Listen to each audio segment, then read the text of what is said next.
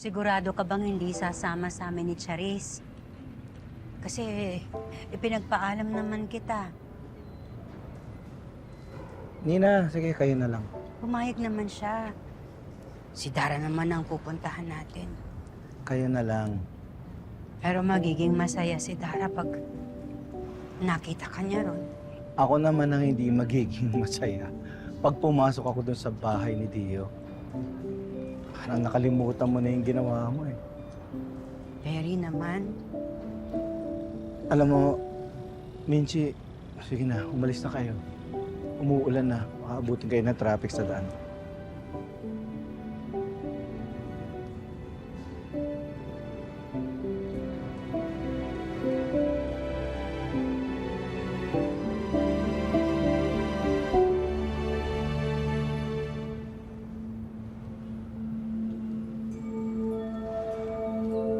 Pare, Hmm.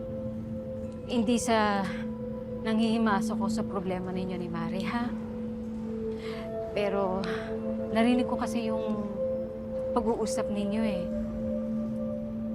Pare, ang cool-cool mo naman kay Mare. Alam mo, para kang isang frozen na isda na nasa loob ng freezer. Hindi ba talaga kayo bati? Pinatawad ko na siya. So hindi pa nga talaga kayo okay. Alam mo, nararamdaman naman ni Mincy yung pag-ilang at iwas mo sa kanya. Minsan, okay ka daw sa kanya. Pero kung okay ka na, baka naman pwedeng samahan mo naman kami para dalawin si Dara kahit alam mo ang pupuntahan namin ang bahay ni Dino. Charis, alam mo, pilit kong tinatanggap lahat ng pagkakamali ni Minchi. Pilit ko rin kinakalimutan yun. Pero sa tuwing may pinabanggit na isang bagay na konektado kay Dio, hindi ko maiwasang hindi maalala yung ginawa ng asawa ko. Siguro naman maintindihan mo ko. Ha? Nasaktan ako eh. Masakit yung ginawa niya. O, pinatawad ko na siya. Pero hindi naman ibig sabihin nun, nakalimutan ko na yung sakit na ginawa niya.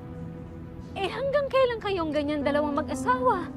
Hindi ko alam. Hindi healthy yan para sa inyong dalawa. Hindi ko alam, Charis. Hindi ko alam. Siguro habang nandito pa yung sakit na nararamdaman ko, hindi pa kami okay. Kaya pwede ba, hayaan niyo na muna ako. Ibigay mo na sa akin to. Umalis na kayo. Aabuti na kayo ng dilim sa daan.